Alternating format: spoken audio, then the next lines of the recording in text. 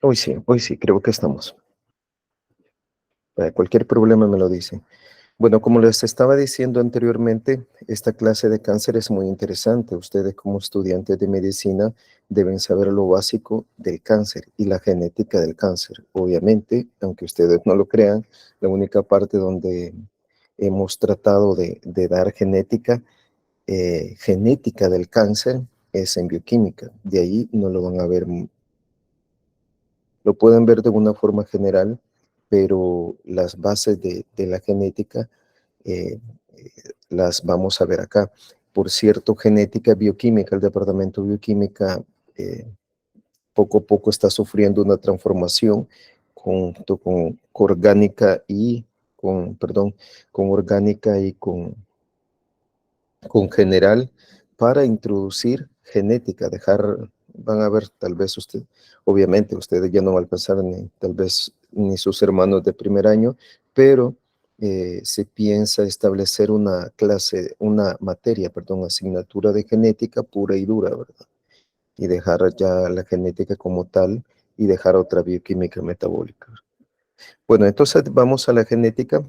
Acuérdense estos definiciones, creo que ya la habrán visto, la definición de cáncer, neoplasia, anaplasia, displasia, hipertrofia. Si a ustedes les sale una pequeña tumoración, Doctor, eh, una consulta antes de que sí, siga. Sigue estando en la diapo de como la presentación, ¿verdad? O sea, la primera diapositiva. No sé si ya la no, cambió o ya la sigue la misma. pasé, ya la Ah, ok, pasé. ok. Sigue. No se ve, se ha detenido.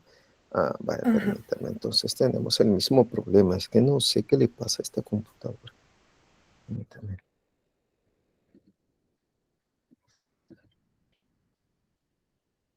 Por ahí. Hoy sí, ¿verdad? Estamos en la segunda. Sí, sí, ahora sí. Sí. Vaya, gracias. Entonces, sí, yo no sé qué le pasa. Vamos a ver, tal vez así. Entonces, el término de cáncer, recuérdense que es un grupo de enfermedades eh, que tiene células anormales que se dividen sin control. Ojo, eso es muy importante, la división sin control. Y tienen la capacidad de infiltrarse. Por ejemplo, ustedes pueden tener una tumoración, pero si esto invade la lámina basal, eso ya se considera cáncer, o también el tipo de células que contenga, ¿verdad? La capacidad del cáncer de tener autonomía, de tener capacidad de infiltrarse, eso le genera su gran mortalidad, no así lo que es neoplasia. Neoplasia obviamente es una formación anormal en alguna parte del cuerpo, por ejemplo, todo tejido por ejemplo, si alguien tiene los famosos acrocordones, esas son neoplasias. Neoplasias porque son tejidos anómalos que se han formado de nuevo, ¿verdad? Entonces, toda neoplasia no quiere decir que sea maligna. Si ya comienza a generar anaplasia, displasia y las células comienzan a dividirse sin control, eso ya se considera, y más aún se infiltran, por ejemplo, en el cáncer de mama. A muchas de ustedes, obviamente, les va a salir, y más las personas que tienen ovarios poliquísticos, les puede salir alguna tumoración o algún quiste mamario, ¿verdad? Que no significa que sea maligno.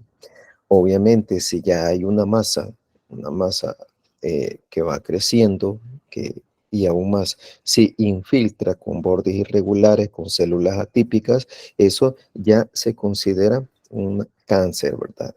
Un cáncer y obviamente que va a atravesar la membrana basal y va a invadir. Entonces, ¿por qué vemos cáncer nosotros aquí en genética?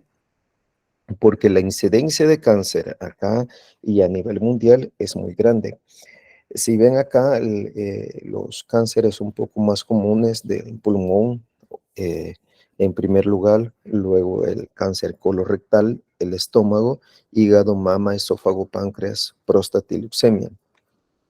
Estas estadísticas han cambiado por la concientización de esto de no fumar y que no sé qué, el examen de la próstata, el examen de la mama y todos han cambiado en ciertos lugares, pero siempre en los primeros lugares permanece el pulmón, el colo rectal, el estómago hígado, mama. Entonces, estos son los que permanecen en primer lugar.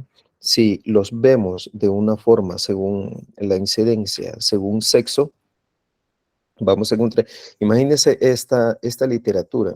Esta literatura es de un mismo libro en el cual aparece incidencia del 2006 y del 2016. Próstata en un 33% en 2006 y luego quedamos aquí en sexo masculino un 21%. ¿Por qué ha disminuido tanto el cáncer de próstata a nivel mundial?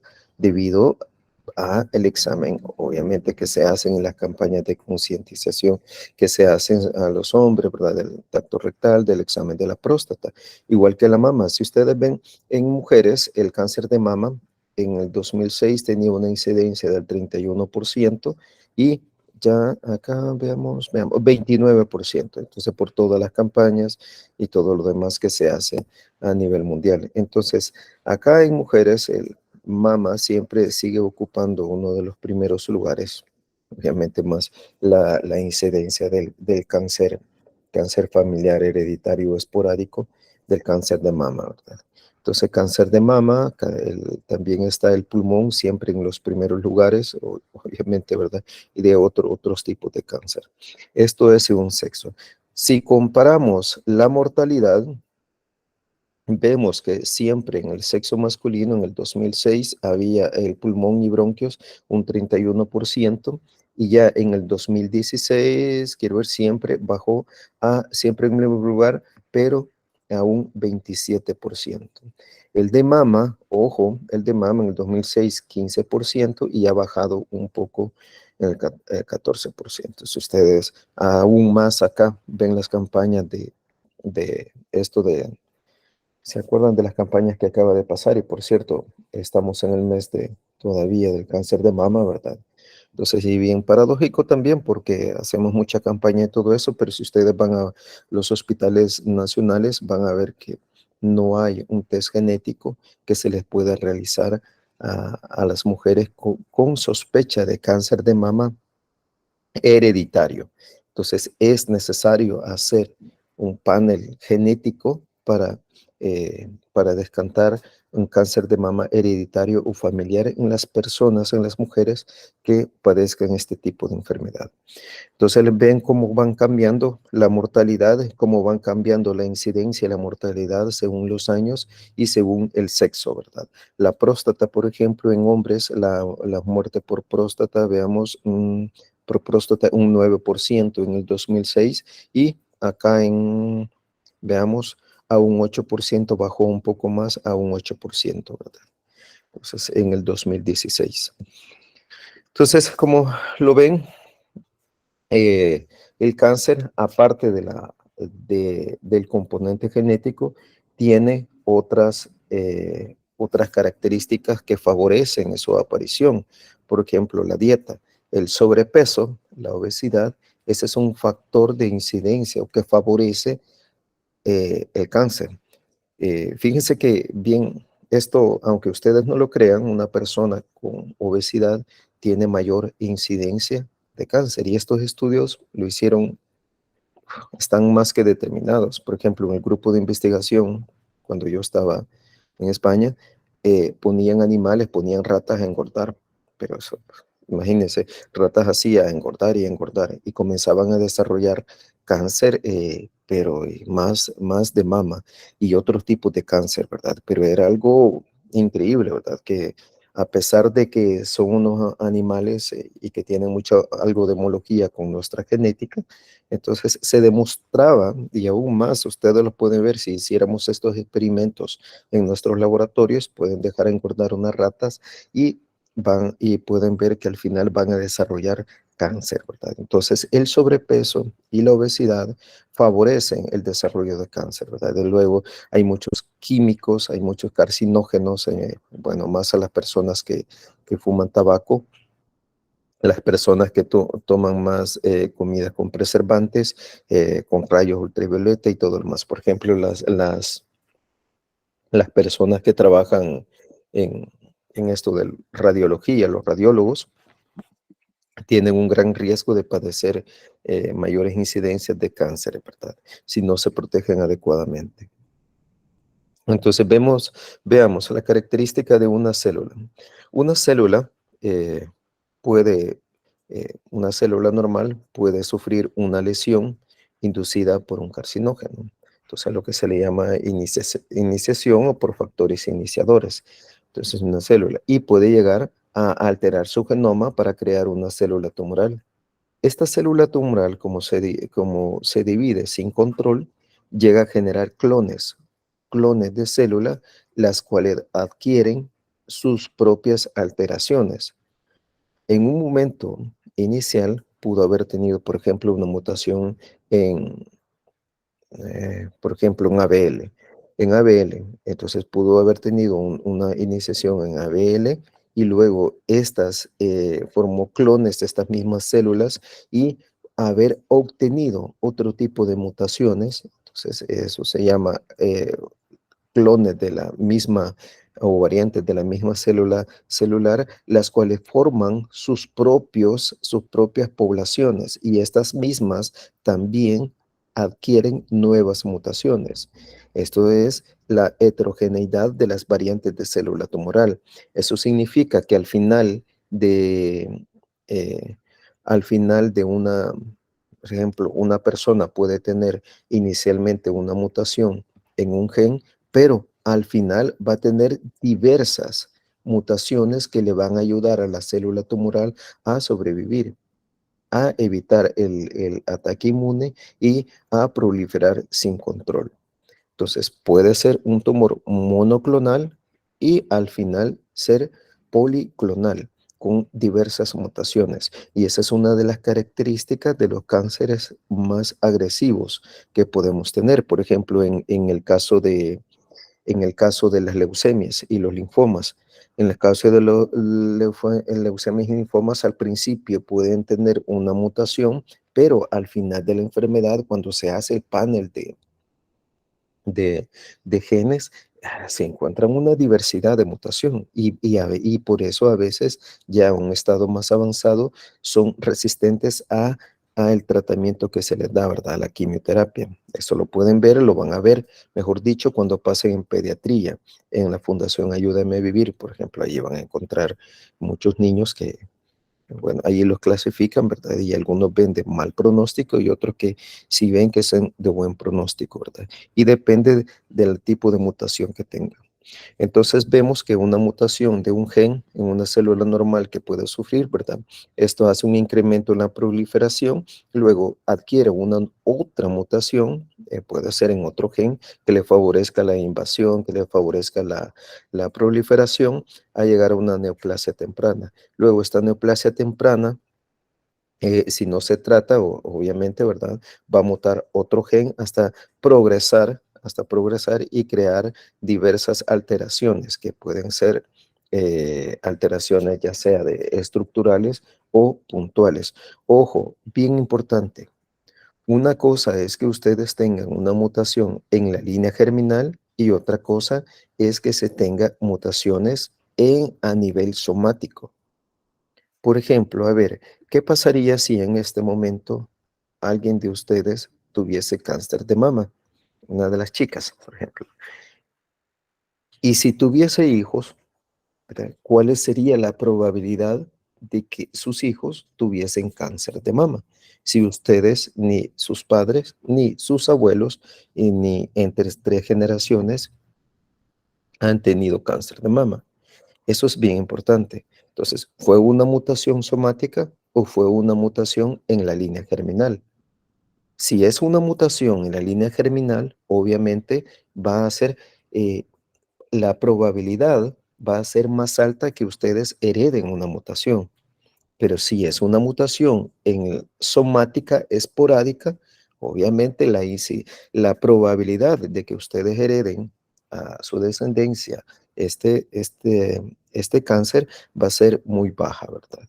Entonces, cuando hablemos acá de esporádico, nos vamos a referir a somático. Cuando hablemos de hereditario, obviamente nos vamos a referir a germinal, ¿verdad? Sí, ¿estamos claros con esto?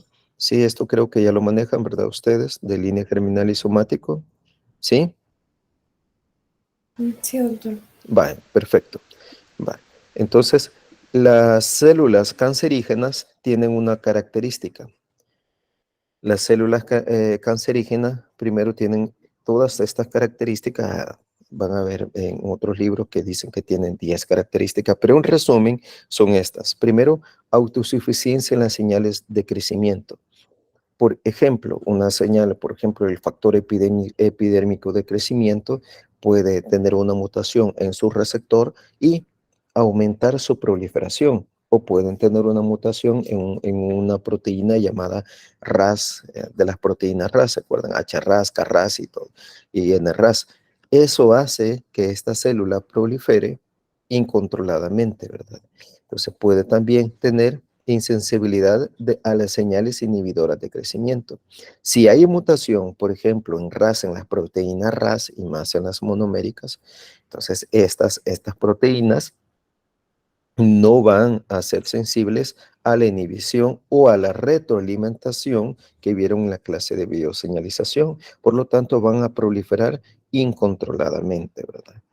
Invasión tisular y metástasis, las mismas células cancerígenas pueden invadir a otros tejidos y atraviesan la membrana basal. Cuando se atraviesan la membrana basal, entonces ya ha hecho metástasis y obviamente esto se considera una tumoración maligna, ¿verdad? Al hacer cáncer, al hacer metástasis. ¿Por qué? Porque la misma célula, como les dije anteriormente, puede adquirir nuevas mutaciones que le den capacidad para poder metastatizar. Por ejemplo, la formación de cadadrina o de otras moléculas de adhesión tisular y de esta forma hacer metástasis, ¿verdad? Potencial replicativo ilimitado. Las células cancerígenas se reproducen o se dividen incontrolablemente. No obedecen a las reglas del ciclo celular normalmente y a las inhibiciones, tanto por los genes supresores, por ejemplo, P53, también BRCA1, BRCA2, obviamente no obedecen a ese tipo de mutaciones y por lo tanto proliferan incontroladamente. Para proliferar incontroladamente, ¿qué es lo que necesitan? Necesitan alimento y para tener alimento, ¿qué es lo que necesitan? Riego sanguíneo. Los tumores, y más los tumores malignos, tienden a formar células angiogénicas. ¿Qué significa eso? Que favorecen la formación de nuevos vasos. ¿Por qué? Porque necesitan alimento. Y obviamente si necesitan alimento van a necesitar más riego, perdón, sanguíneo. También, si tienen un potencial replicativo ilimitado, van a evadir la apoptosis. Las células cancerígenas evaden la apoptosis y por eso sobreviven. Y lo único que les puede, en algunos tumores, lo único que les puede hacer que estas células mueran es la limitación del riego sanguíneo.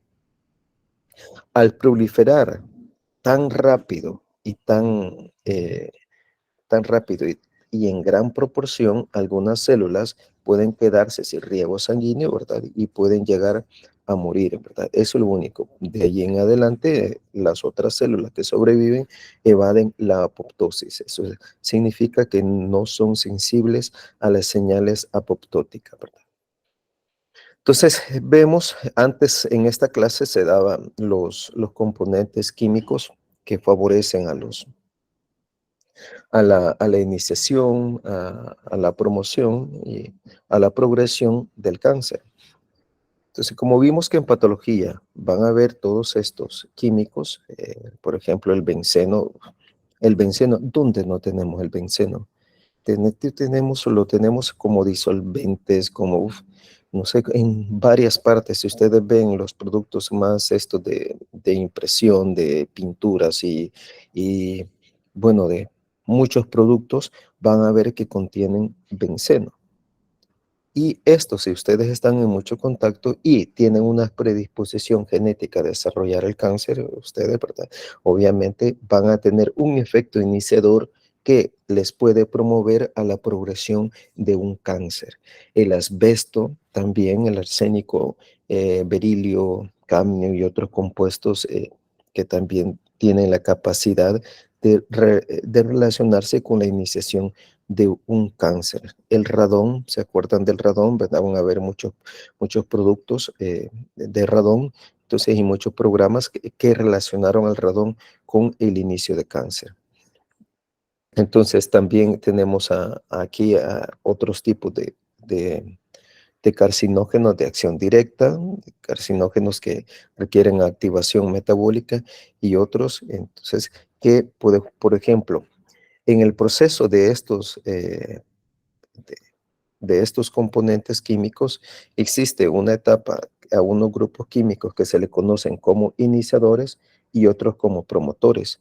Los iniciadores, ojo, los iniciadores son aquellos que alteran nuestro genoma y producen mutaciones en ya sea en la línea somática o en la línea germinal y favorecen el que favorecen la lesión del daño al ADN y eso obviamente a la lesión de algún gen y promueven la acción, valga la redundancia, de otros grupos que se llaman promotores, que favorecen los factores de crecimiento u otros. ¿Para qué? Para que se inicie y prolifere el cáncer, para que progrese al cáncer, ¿verdad? Entonces ahí tienen ustedes diferentes tipos de de compuestos químicos que se consideran iniciadores y otros que se consideran promotores. Ojo, los promotores, dentro de los promotores, aquí les he puesto un ejemplo, el etanol, las hormonas, fenoles o fármacos.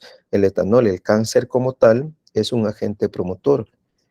Ven ustedes en las personas y más en las mujeres que comienzan a ingerir mucho alcohol, la incidencia de cáncer hepático es mayor que en la de los hombres.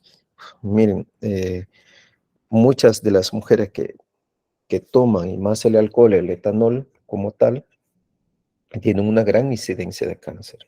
Entonces, posiblemente tengan una base genética y al tener en contacto de un iniciador y luego de un promotor, pueden desarrollar cáncer, ¿verdad? Entonces, vemos, ya para concluir este apartado, tenemos que una célula normal puede sufrir un daño en el ADN. Si esto falla en la reparación del ADN, ya sea por mutaciones heredadas en cualquiera de los genes, ¿verdad? Más en los genes que están involucrados en la reparación del ADN, esos pasan a tener mutaciones en el genoma, en las células somáticas. Ojo, en las células somáticas, ¿verdad? Las heredables son las células germinales. Entonces, y eso hace que la activación de oncogenes, promotores del crecimiento, la inactivación de genes supresores tumorales que favorece la proliferación celular no regulada. Esta proliferación celular no regulada favorece la expresión clonal, perdón, entonces que lleva a una progresión tumoral y a una neoplasia maligna que ya hace metástasis, invade obviamente la membrana basal, la atraviesa y puede hacer metástasis, ¿verdad? Entonces vemos ustedes cómo acá puede llevar una célula normal, puede sufrir cualquier tipo de cáncer. Ejemplo, las células que si ustedes se van constantemente a la playa sin bloqueador y pueden sufrir una mutación somática a nivel de la piel, ¿verdad? Entonces, y esto pues les puede llegar a generar un cáncer de piel, más en las personas blancas, ¿verdad? Entonces, esta es la evolución normal de una célula tumoral. Esta es la evolución normal, ¿verdad? Entonces, tenemos para que exista todo este progreso del cáncer de una célula normal, tenemos diferentes genes en nuestro genoma. Los genes que pueden promover el crecimiento o estos se llaman proto-oncogenes, perdón, mm, proto-oncogenes, que son aquellos genes que codifican generalmente para factores de crecimiento o para otro tipo de receptores también. Entonces, cuando estos genes son mutados, se denominan oncogenes. Normalmente en la literatura ustedes lo van a encontrar a veces directamente como oncogenes, y otra literatura lo van a encontrar como proto-oncogenes, que es el gen, el normal, el salvaje, el wild type, que significa que no está mutado. Cuando se muta, entonces ya se llama oncogen. Entonces, pero muchas de las literaturas lo van a encontrar de una forma similar. También tenemos otro grupo de genes llamados genes supresores tumorales. Los genes supresores tumorales, por ejemplo, P53, son los que inhiben el crecimiento. Por ejemplo, si una célula falla o se encuentra alterada en la fase S del ciclo celular, que eso es lo que hacen estos genes supresores, no la dejan pasar de esa fase y puede llegar a reparar su ADN o puede llegar a, a apoptosis, ¿verdad? Entonces, entonces son estos genes, los genes supresores tumorales, los genes supresores tumorales, estos son bien importantes, por ejemplo, P53, que creo que lo vieron en otra clase, entonces entra en este grupo de genes. Están también los genes reguladores de la muerte celular, también los apoptosis, que también pueden ser mutados, y los genes relacionados en la reparación del ADN. Los genes relacionados en la reparación del ADN, esos son sumamente importantes porque están relacionados al cáncer, a muchos de los cánceres, y dentro de estos al cáncer de colon, ¿verdad? El cáncer colorectal. Entonces tenemos, ojo, tenemos acá los ejemplos de genes supresores de tumores, los genes supresores de tumores y también de los genes reparadores del ADN. Si tenemos mutaciones en los genes de reparadores del ADN y el ADN sufre una alteración, ¿qué es lo que va a suceder? Que este ADN mutado se puede replicar. Al replicarse, obviamente, ¿qué es lo que va a suceder? Obviamente va a heredar la mutación y más si es en la línea germinal. Recuerden que las células somáticas no es una forma de heredar la mutación. Tiene que, si ustedes quieren heredar una mutación, deben tener una mutación en la línea germinal. Entonces tenemos los genes supresores de tumores, donde tenemos el RB, el gen del retinoblastoma, que está relacionado al retinoblastoma y al osteosarcoma y a otras enfermedades, aún más hasta el cáncer de mama, el gen RB. El gen APC, que interactúa con la beta-catenina, obviamente está relacionado con el cáncer de colon, pero polipósico. Y ahí tienen otros, por ejemplo, de la neurofibromatosis que vieron en clases anteriores, P53, que el gen, ojo, el gen se llama TP53 y la proteína se llama P53. Este P53, que es un gen supresor de tumores, se encuentra alrededor entre el 50 o 60% mutado en la mayoría de los cánceres. Así, en la mayoría de los cánceres, el porcentaje de mutación en P53 es alto, ya sea de una forma primaria o de una forma secundaria, ¿verdad? Entonces, de ahí tienen otros, por ejemplo, PTEN, que está relacionado también al cáncer de mama y al cáncer de tiroides, CHEK2 también, que ya lo habrán oído. Entonces es relacionado al síndrome de Li-Fraumeni, igual que P53. La mutación, ojo, la mutación heredable de P53 en la línea germinal crea un síndrome llamado síndrome de Li-Fraumeni, que ya lo vamos a ver más adelante, ¿verdad? Que es muy mortal, que es muy mortal. Y de ahí tenemos a los genes reparadores del ADN, donde tenemos a BRCA1, BRCA2. Ustedes cuando ven cáncer de mama, las campañas de cáncer de mama, siempre van a oír a BRCA1 y BRCA2, que son los cánceres de mama que están, los genes, perdón, relacionados al cáncer de mama heredable o familiar. BRCA1 y BRCA2. Lastimosamente, estos genes relacionados al cáncer de mama hereditario o familiar tienen un porcentaje o representan un porcentaje muy pequeño del cáncer de mama en forma general. Y también tenemos a los reparadores de mismatch del ADN, que tenemos el MLH1 y MSH2. Que estos, ojo, estos son los genes relacionados al cáncer no de colon no polipósico. Tenemos ATMs y el gen del serodema pigmentoso, ¿verdad? El serodema pigmentoso, que lo vamos a ver en la segunda clase. Entonces, estos son genes supresores de tumores y genes reparadores del ADN. Por otra parte, tenemos los oncogenes o protooncogenes. Recuerden, protooncogenes es el gen salvaje, así el gen normal que no está mutado. Cuando se muta este gen, se llama oncogen, aunque en la literatura, en muchas literaturas, lo usan de una forma similar. Entonces tenemos factores de crecimiento, entonces genes de receptores de factores de crecimiento, donde tenemos unos bien importantes que es el RBB, el RBA, el RBB2, que es está relacionado al cáncer de mama y aún si se encuentra ausente, está relacionado a un cáncer de mama de mal pronóstico, el ER2-NEW, ¿verdad? Y otros señales de transducción de señales, donde tenemos a la familia de las proteínas RAS, HRAS, KRAS, NRAS, ABRAF y ABL. Entonces, dentro de los más comunes, ¿verdad? Y genes de factores de transcripción. Tenemos al gen MYC, al gen FOS y a otro, ¿verdad? Que es muy familiar. Entonces, vemos los grandes grupos de genes. Lo primero, los genes supresores de tumores, los genes reparadores y los genes y los oncogenes o protooncogenes que favorecen el crecimiento. Les recomiendo que se aprendan los más comunes juntos con sus enfermedades relacionadas.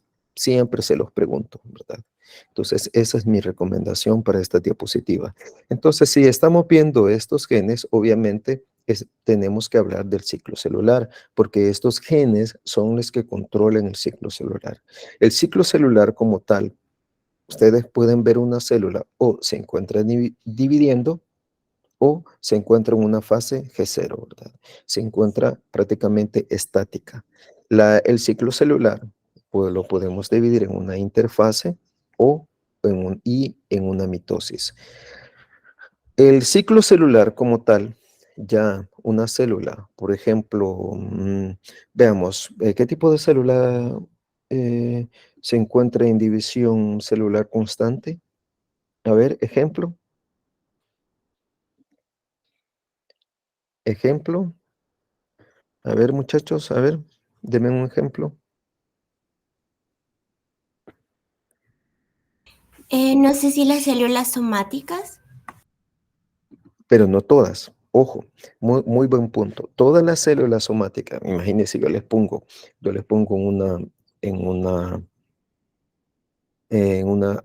una pregunta del ciclo celular, porque les voy a preguntar del ciclo celular, les tengo que preguntar. ¿Todas las células somáticas se encuentran en división? ¿Falso o verdadero? Entonces, obviamente es falso. Sí, es falso. ¿Por qué?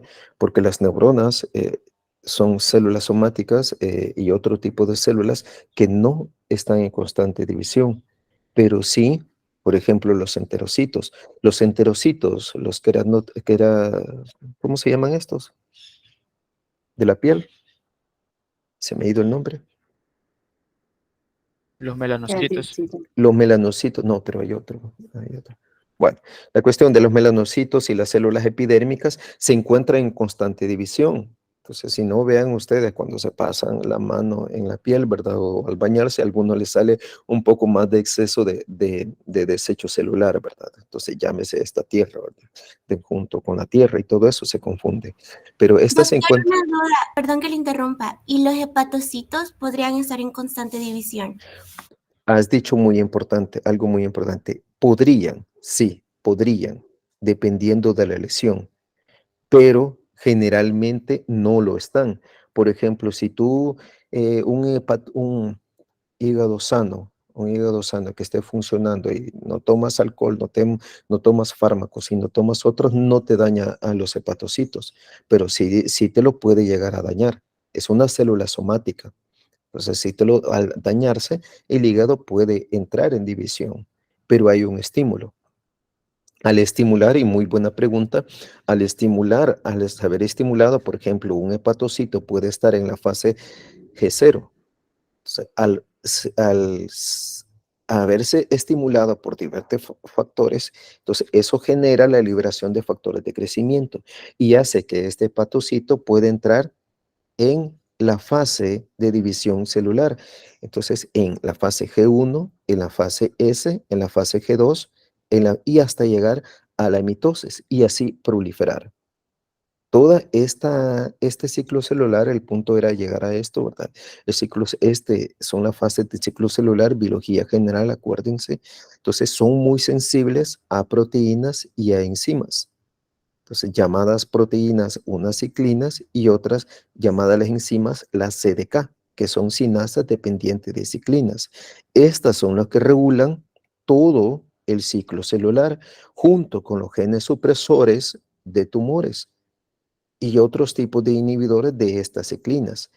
Entonces, vemos que una célula puede estar en una fase G0 y, como dijo su compañera, un hepatocito puede estar en esta fase. Sí, lo puede estar. Al sufrir daño, entonces puede entrar a la fase G1 por estimulación de los factores de crecimiento o cualquier otro estímulo. Entonces entra a la fase G1. Si esta fase G1 es adecuada y todo va bien para replicar el ADN, entra a la fase S por estímulo de ciclinas y las CDKs.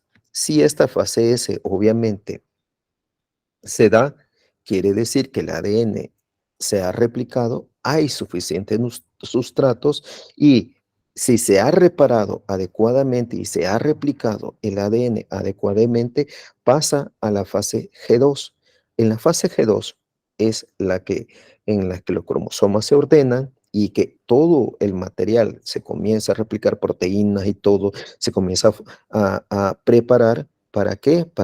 Que la célula entre en mitosis. Entonces, todo este proceso va controlado por proteínas llamadas ciclinas y otras enzimas, otras proteínas con actividad enzimática que se llaman la CDK, que son sinasas dependientes de ciclinas. Si lo vemos de otro punto de vista, el ciclo celular lo vemos controlado por estas ciclinas y por estas CDKs o sinasas dependientes de ciclinas. Ejemplo, en un inicio, una célula que se encuentra en GO puede entrar en la fase G1 al ser estimulada por factores de crecimiento, lo que hace que se forme la ciclina D, la D2, 4 y 6, entonces más la 4 y la 6, ¿verdad? ¿Para qué? Para activar a estas sinasas dependientes de ciclinas, ejemplo, las CD4 y las CD6, CDK6, perdón, que estas son activadas por esta ciclina D en la fase G1 del ciclo celular. Si todo va bien, si el ADN se encuentra en, como les digo, adecuadamente replicado, adecuadamente en un buen estado, sin ninguna mutación, la fase pasa el primer checkpoint o punto de restricción y pasa a la fase S, donde sucede la síntesis del ADN, ¿verdad? La síntesis del ADN o la replicación. Si esta se da adecuadamente y no hay ningún daño, pasa a la fase G2. Entonces, donde no hay síntesis de ADN, pero sí se sintetizan proteínas y otros elementos celulares que van a ser repartidos en dos células hijas. en la fase de mitosis. Entonces, todo este ciclo celular está controlado por estas ciclinas y esta CD4.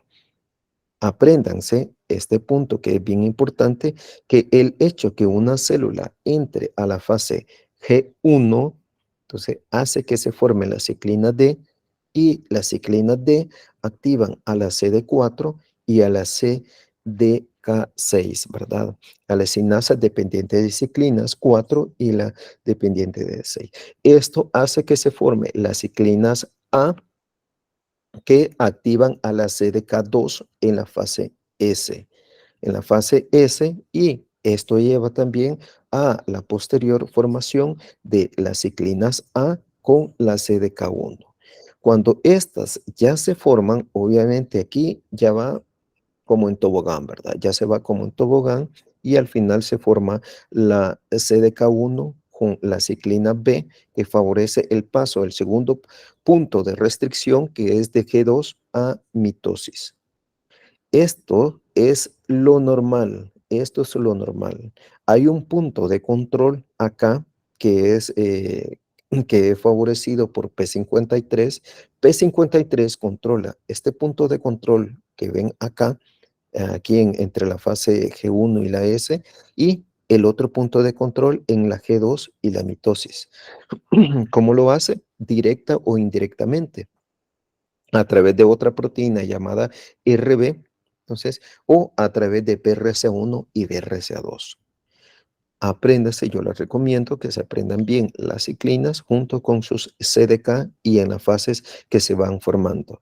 Al igual que hay ciclinas y CDK, también hay inhibidores de la CDK o de las sinasas dependientes de ciclinas. Al haber esto, ejemplo, volvemos a lo mismo, que uno se forma la ciclina D y esto favorece la activación de la CD4, CDK4 y 6, que favorece la formación de ciclina, la CDK2 y la ciclina E. Estas son bien importantes, la ciclina E con la CDK2. ¿Por qué? Porque hiperfosforilan a otra proteína llamada RB. RB, esta proteína que está relacionada al retinoblastoma hiperfosforilada, libera a un factor de crecimiento, que es factor E2F. Este factor de crecimiento E2F liberado, ojo, liberado, llega a favorecer a nivel del ADN la formación de genes de la fase S, ojo, de la fase S, RB hiperfosforilada. Si hay una inhibición de crecimiento o algún daño que la célula quiera reparar, se forman, por ejemplo, P53, se forman los inhibidores de la CDK, que al final lo que llevan a un estado hipofosforilado, ojo, hipofosforilado de RB. Al estar RB hipofosforilado, hace o permanece unido a este factor de crecimiento junto con otras histonas, metiltransferasa y desacetilasas.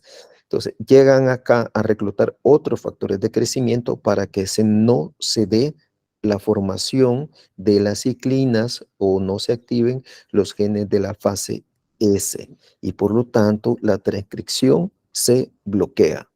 Esta es una forma a través de la cual P53 actúa con RB, como se lo había explicado acá. Aquí P53 actúa en este punto de control, entonces para activar a RB, al gen del retinoblastoma.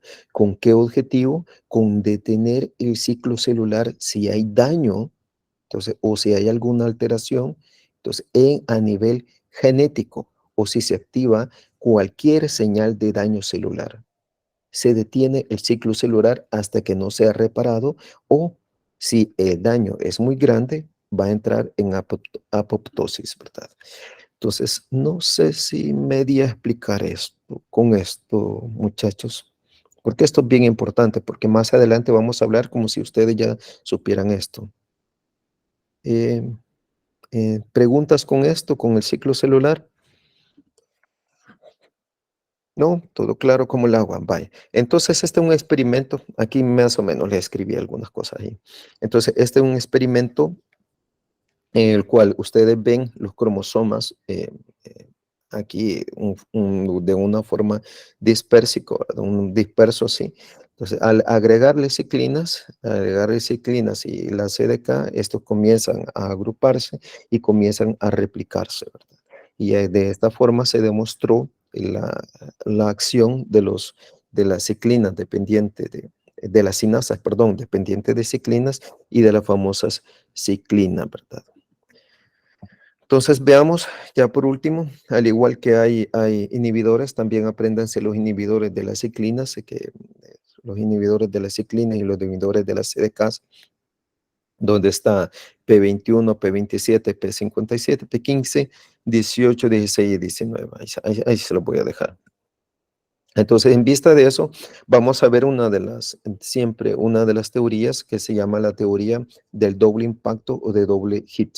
Este médico observó que muchos de los niños con una enfermedad llamada retinoblastoma, por ejemplo, a estos niños veían y desarrollaban retinoblastoma de una forma unilateral y otros niños que desarrollaban retinoblastoma de una forma bilateral. Entonces, y se preguntó, bueno, ¿por qué unos niños desarrollan un tumor unilateral y otros niños desarrollan un tumor bilateral? Entonces, y siempre en la infancia. Vino este señor, este médico, Nupson, entonces, y comenzó a estudiar a las células, tanto somáticas como a las germinales, y vio que en la forma heredable, en la forma hereditaria del retinoblastoma, entonces ya existía una mutación a nivel del gen RB en los niños que tenían o que desarrollaban retinoblastoma de una forma bilateral. Y vio que este gen que venía en una célula germinal, en uno, de una forma germinal, ¿verdad? Monoalélica, heredaban la forma mutada. Y que después, ya en los retinoblastos, o ya eh, adquirían otra mutación, y al final desarrollaban en todos los retinoblastos, desarrollaban las mutaciones. Entonces ya era bialélica. En un principio era monoalélica en las células germinales, ahí al final llegó a ser bialélica, pero vio que en los niños que desarrollaban la, estos tumores de una forma unilateral, ojo, de una forma unilateral y sin antecedentes familiares, entonces vio que no tenían ninguna mutación en las células germinales, a diferencia de lo que desarrollaban de una forma heredable y de forma bilateral, pero que desarrollaban una primera mutación, una mutación de una forma somática en los retinoblastos, una primera mutación, y que posterior desarrollaban una segunda mutación. Entonces ahí a este señor se le ocurrió crear una teoría que decía que para que se desarrolle un tumor o fenotípicamente se desarrolle una enfermedad neoplásica, debe existir un segundo impacto de un gen para que éste desarrolle un tumor, a lo que se le llama la teoría del doble impacto o de doble hit, en cual al principio puede estar una enfermedad o puede ser heredada de una forma monoalélica, pero ya después llega con un segundo impacto, se necesita para que desarrolle esta enfermedad, entonces a llegar bialélica. A esto es que se conoce la teoría del doble impacto, donde para desarrollar una enfermedad se necesita otro impacto para poder desarrollar una enfermedad. A esto está relacionado también con la pérdida de heterocigosidad. La pérdida de heterocigosidad, y creo que no se los he puesto acá, que se llama LOH, la pérdida de heterocigosidad, perdón, se lo voy a poner aquí. así. Entonces lo van a encontrar así también. Entonces, en las cuales nosotros tenemos diferentes alelos. Entonces, de una forma heterocigota. ¿Podemos perder uno? Sí, lo podemos perder. Pero si el otro es capaz de suplir la necesidad del alelo que se ha mutado o que se ha perdido, enhorabuena. Pero si perdemos los dos, obviamente la enfermedad se va a desarrollar. En este caso, en la teoría del doble quite, de doble impacto, este señor decía que para que se desarrolle una enfermedad, se necesita otro impacto, ¿verdad? En uno de los genes, en uno de los alelos, para generar una mutación. Entonces, de ahí vio que los niños, ojo, que los niños con una forma bilateral heredaban un gen ya mutado en la línea germinal, en la forma bilateral, y posteriormente desarrollaban otra mutación u otro impacto. Al contrario de los niños en los cuales no tenían una mutación en la línea germinal, pero a nivel de los retinoblastos, perdón, tenían una mutación, desarrollaban una mutación que luego, posteriormente, en otro retinoblasto desarrollaba, o en el mismo retinoblasto, desarrollaba un segundo impacto. Entonces, creándose o perdiendo ya los dos alelos, entonces mutados, entonces, y desarrollaban la enfermedad. Entonces, a esto se que se llama la teoría del doble impacto. Y allí se explicó por qué algunos niños desarrollaban retinoblastoma bilateralmente y por qué algunos niños lo desarrollaban unilateralmente. Obviamente esto es heredable y esto es esporádico, ¿verdad? Entonces lo que se descubrió. Muchos de los cánceres tienen el mismo comportamiento, que necesitan un doble impacto para poder desarrollar la enfermedad, ¿verdad? Entonces vamos a ver, ya para terminar esta primera parte de la clase, vamos a ver al gen supresor de tumores. Ya los genes supresores de tumores donde tenemos la proteína RB. Como les dije anteriormente, la proteína RB o el gen RB que se encuentra en el cromosoma 13, ojo, les recomiendo, miren, yo generalmente no les pregunto esto, porque esto parece ya aprenderse tanta clave no sé, ¿verdad? Ya esto de la región y banda y subbanda, por lo menos en estos genes no se los voy a preguntar, pero sí les voy a preguntar el cromosoma, en qué cromosoma se encuentra, entonces, y en qué brazo, eso sí, la mutación, ¿verdad? Si es el brazo corto o es el brazo largo, eso sí se lo deben aprender, el cromosoma en el cual se encuentra, por ejemplo, RB se encuentra en el cromosoma 13. Cromosoma 13 es un producto génico prácticamente muy grande, ¿verdad? Entonces tiene una incidencia, está relacionada al cáncer del retinoblastoma y genera una proteína llamada proteína RB. Entonces, ¿qué es lo que hace RB? Obviamente RB es un gen supresor de tumor. ¿Por qué? Por lo que les había explicado anteriormente. Hiperfosforilada se inactiva RB y deja libre a un factor de crecimiento que favorece ¿qué? Favorece la síntesis de otros factores de crecimiento a nivel de ADN y de ciclinas. Por ejemplo, las ciclinas D, la ciclina y otro tipo de ciclinas. Entonces, al estar hipofosforilada, RB se puede unir a este factor E2F, factor de crecimiento, ¿verdad? Y por lo tanto, de esta forma ya no actúa como activador de la transcripción, sino como represor de la transcripción y se inhibe la formación de los genes de la fase S, ¿verdad? De la fase de los genes, tanto de ciclina como CDKs. Entonces lo vemos acá, aquí P53 tiene que ver mucho con eso. P53 tiene que ver mucho con eso, ¿por qué? Porque P53 favorece la formación de P21. Entonces, y P21, ojo, P21 inhibe tanto a las ciclinas E como a la CDK, que son, ojo, la ciclina E como la CDK. ¿Se acuerdan la ciclina E y la CDK en qué fase se formaban? ¿Se acuerdan que les dije? Ujú. ¿Se acuerdan en la fase que se formaba, verdad? Bueno, vayan a estudiarlo y van a ver. Entonces, la ciclina E y la CDK favorecen a la fosforilación de RB. Si está inhibida, obviamente, esto, RB va a estar hipofosforilada y por lo tanto va a estar unida al factor E2F y de esa forma suprime el progreso del ciclo celular. Entonces, de ahí, si RB está mutado, eso significa que una célula puede seguir el ciclo celular porque no tiene freno. ¿Por qué? Porque este factor de crecimiento, entonces factor E2F, no va a tener quien lo reprima y va a estar activando a los genes de la fase S, ¿verdad?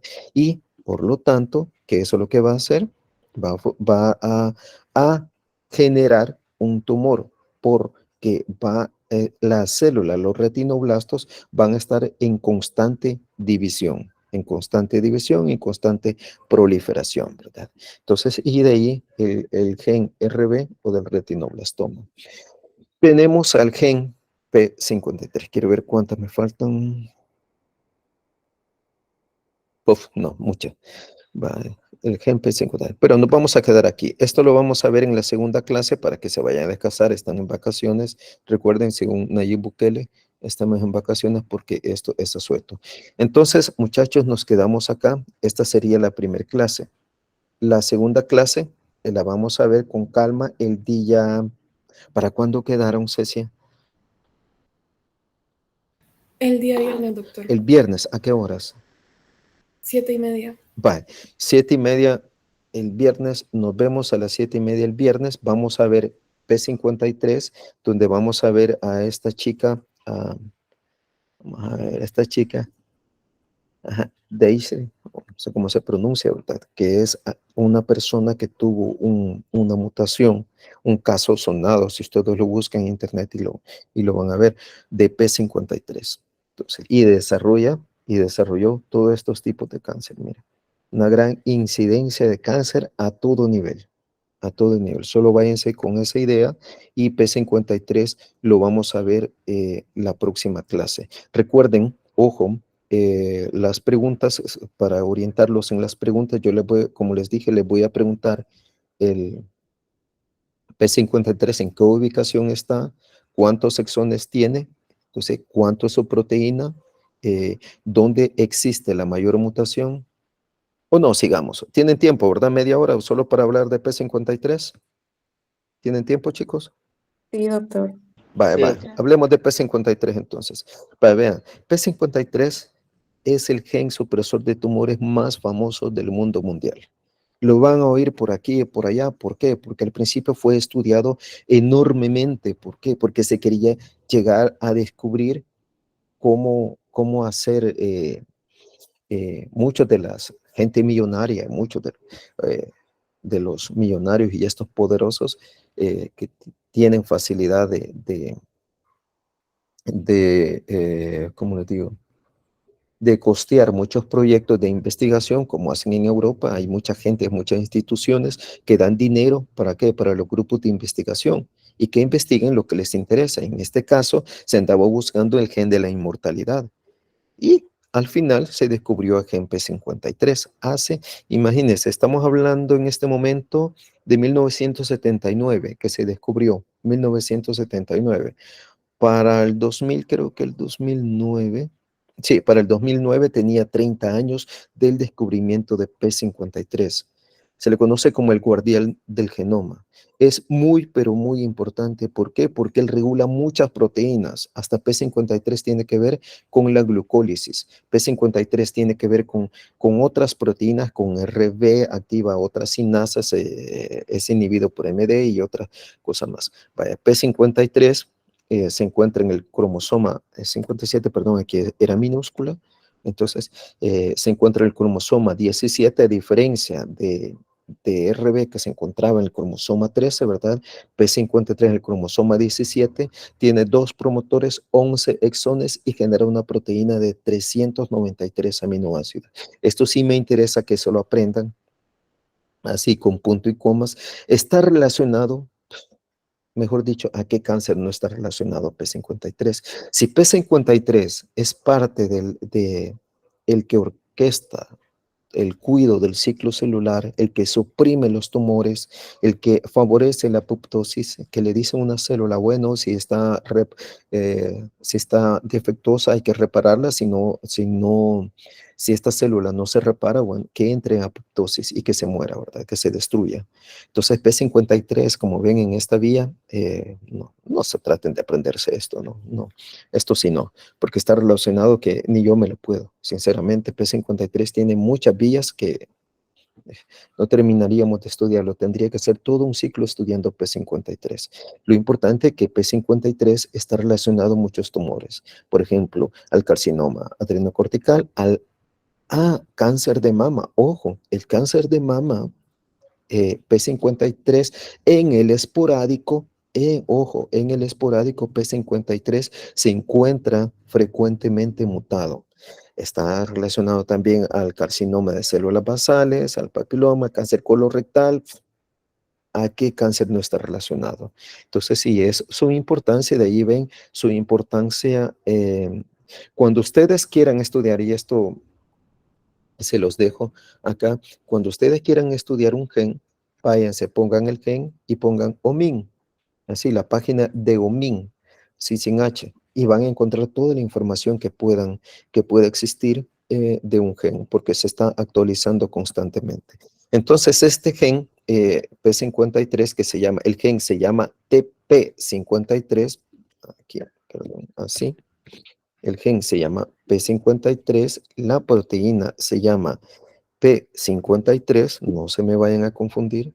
Entonces genera un exón, perdón, un transcrito de 11 exones. Es muy importante porque tiene diferentes dominios que genera en esta proteína.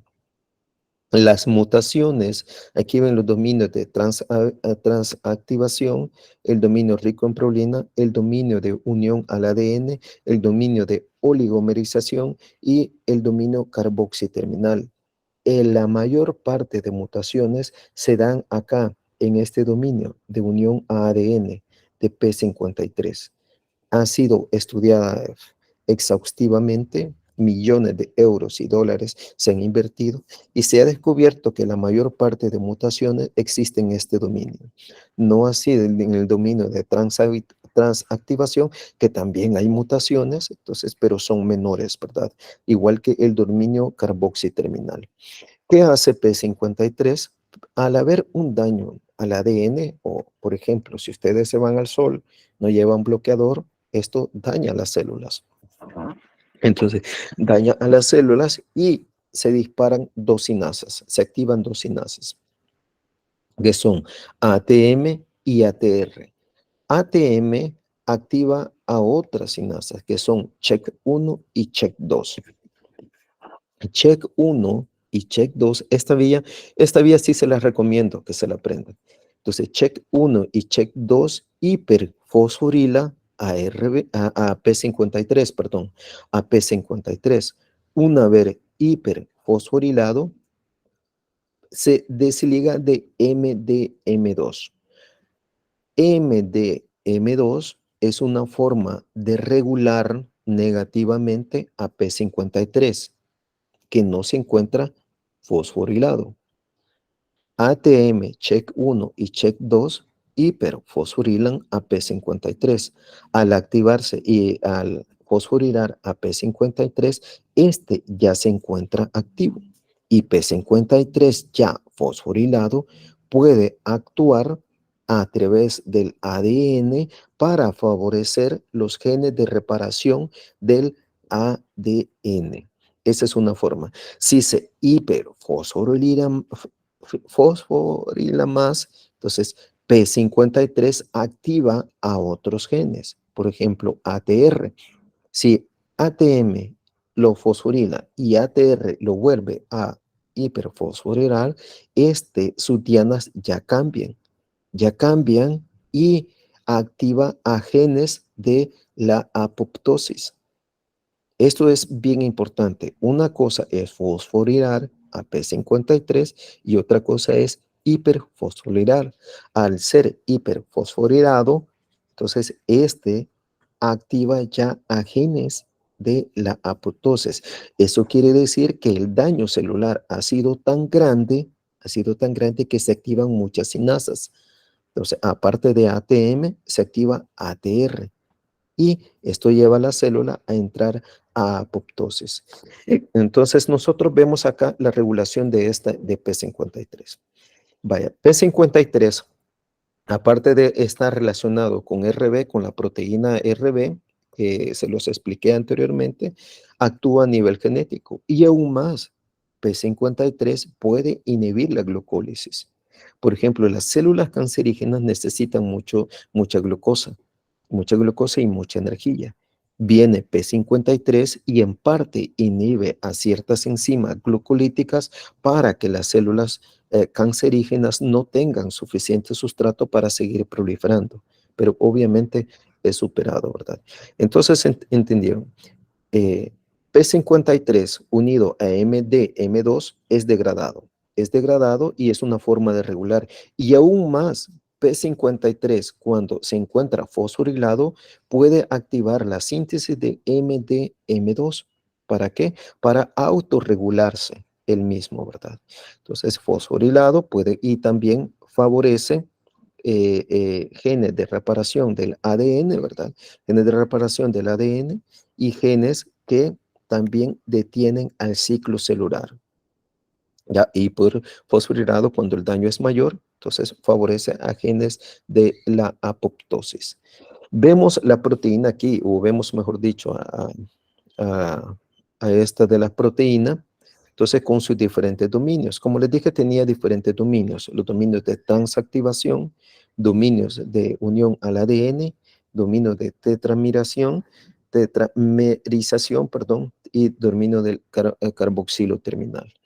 Muchas de las mutaciones o aquí suceden en puntos cruciales, por ejemplo, en esta serina. Ojo, apréndanse esto, la serina 15 y la serina, aquí tenemos la serina 20, había otra serina también que era la 18, no aparece acá, pero la serina 15, la serina 18 son muy importantes porque son las que ayudan a P53 a interaccionar con MD-M2, de esta forma regularse, ¿verdad?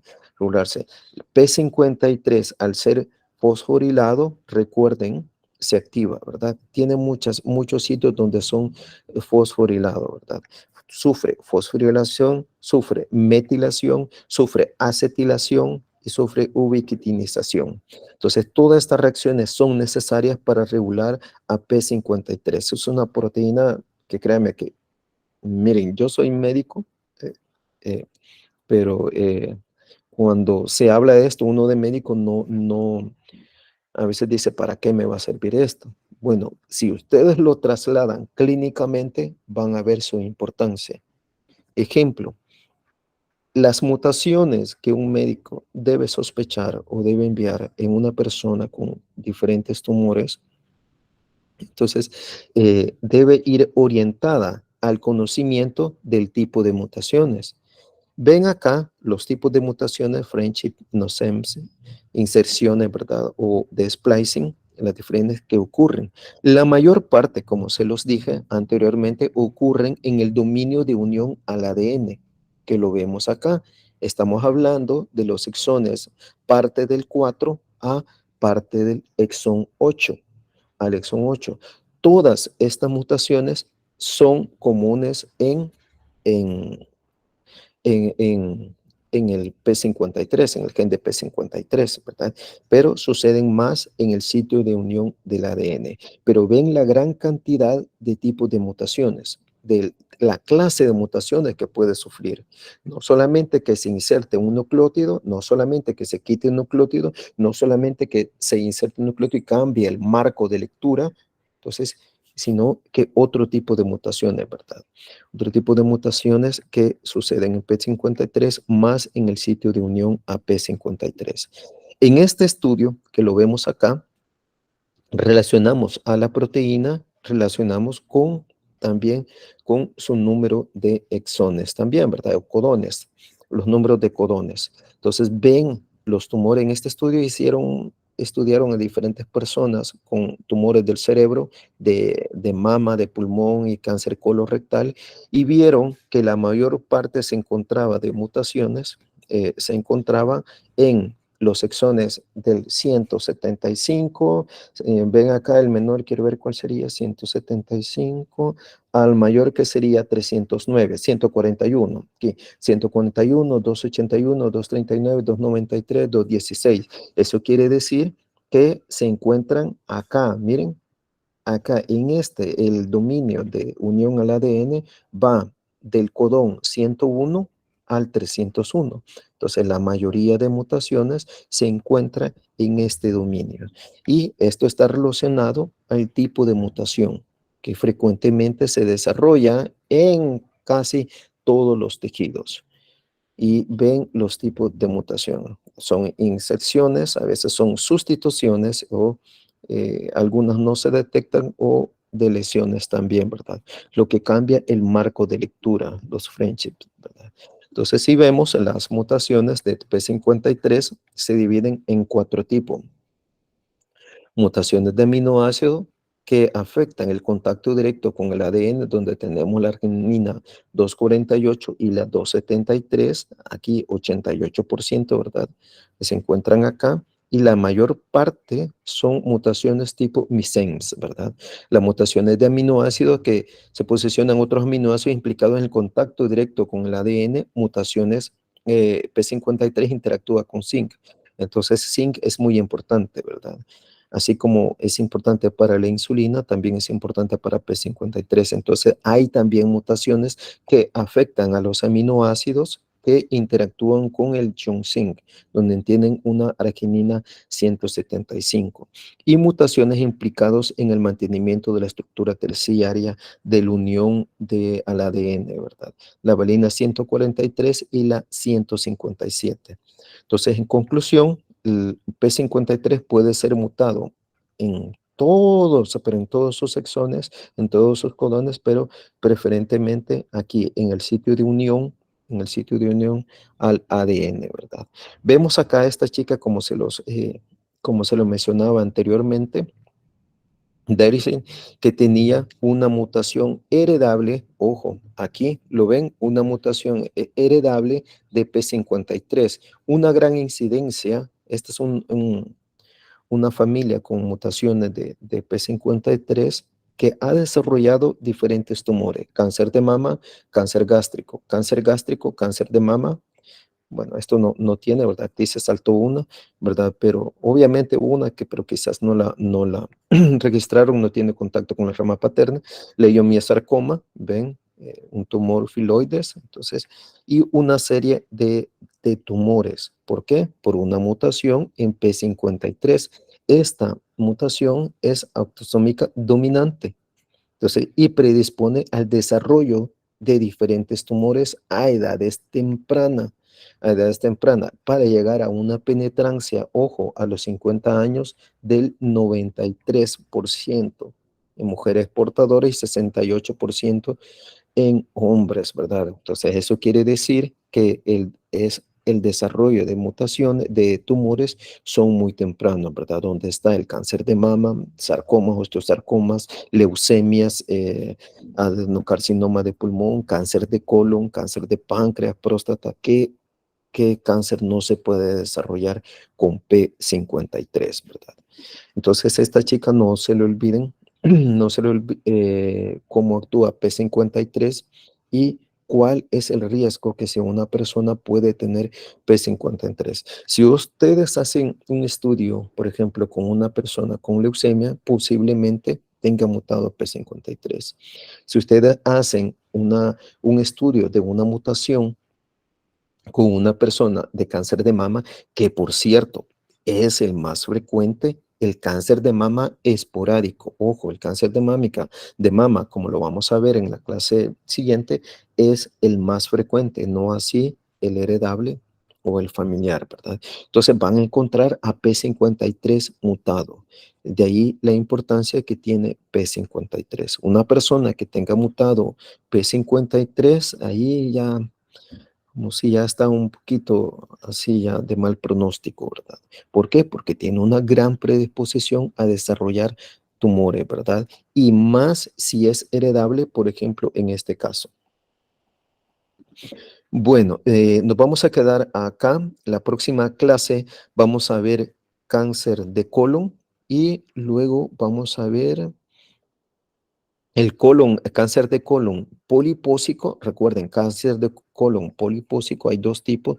Vamos a ver las clasificaciones y también vamos a ver cáncer de colon no polipósico o síndrome de Lynch. Y también vamos a ver, permítame, cáncer de mama y vamos a hablar un poco de leucemia. Bueno, gracias entonces, chicos. Nos quedamos hasta acá y nos vemos el viernes a las 7:30, ¿verdad, Cecia? Sí, doctora, a esa hora. Vale, perfecto. Entonces, que tengan buen día, que descansen este día, ¿verdad? Igual que